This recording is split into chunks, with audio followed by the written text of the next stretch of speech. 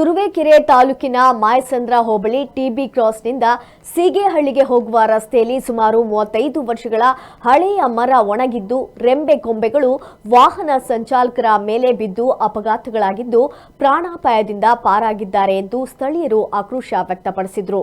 ಸ್ಥಳೀಯ ಮುಖಂಡರಾದ ಶಿವಣ್ಣನವರು ಮಾತನಾಡುತ್ತಾ ಸುಮಾರು ವರ್ಷಗಳ ಹಳೆಯ ಮರವಾಗಿದ್ದು ಒಣಗಿ ವಾಹನ ಸಂಚಾಲಕರ ಮೇಲೆ ಬಿದ್ದು ಅಪಘಾತಗಳಾಗಿವೆ.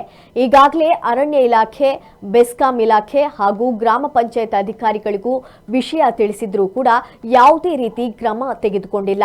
ಒಣಗಿದ ಮರದಿಂದ ವಾಹನ ಸಂಚಾರಕರಿಗೆ ಆಗುವ ತೊಂದರೆಯನ್ನ ತಪ್ಪಿಸಿ ಸಾರ್ವಜನಿಕರಿಗೆ ಮುಕ್ತವಾಗಿ ಭಯವಿಲ್ಲದೆ ಓಡಾಡಲು ಅವಕಾಶ ಮಾಡಿಕೊಡಬೇಕೆಂದು ಇಲಾಖೆ ಅಧಿಕಾರಿಗಳಿಗೆ ಮನವಿ ಮಾಡುತ್ತಾ ಈ ಕೂಡಲೇ ಈ ಮರವನ್ನ ತೆರವುಗೊಳಿಸುತ್ತಿದ್ದರೆ ಆಗುವ ಅಪಘಾತ ಅನಾಹುತಗಳಿಗೆ ಅರಣ್ಯ ಇಲಾಖೆಯವರೇ ನೇರ ಕಾರಣ ಎಂದು ಆರೋಪಿಸಿದರು.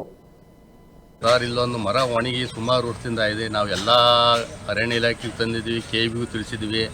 ದಿನ ಒಂದೊಂದು ಕೊಂಬೆ ಬೀಳ್ತಾ ಇದ್ವಿ. ಅಲ್ಲೇ ಎಷ್ಟೋ ಜನ ಮೇಲೆ ಗಾಡಿ ಹೋಗೋ ದಾರಿ ಕೊಂಬೆ ಎಲ್ಲ ಬಿದ್ದು ಅನಾಹುತ ಆಗಿದೆ. ಯಾರು ಗಮನ ಹರಿಸ್ತಿಲ್ಲ.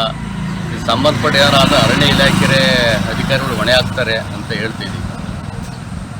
ಇದಕ್ಕೆ ಗ್ರಾಮ ಪಂಚಾಯತ್ಗೆ ಇದು ಮಾಹಿತಿ ಏನಾರು ನೀಡಿ? ಗ್ರಾಮ ಪಂಚಾಯತಿಗೆಲ್ಲ ಹೇಳಿದ್ವಿ ಸರ್, ಅವರು ಬರ್ದಿದ್ದೀನಿ ಅಂತ ಹೇಳ್ತಾರೆ.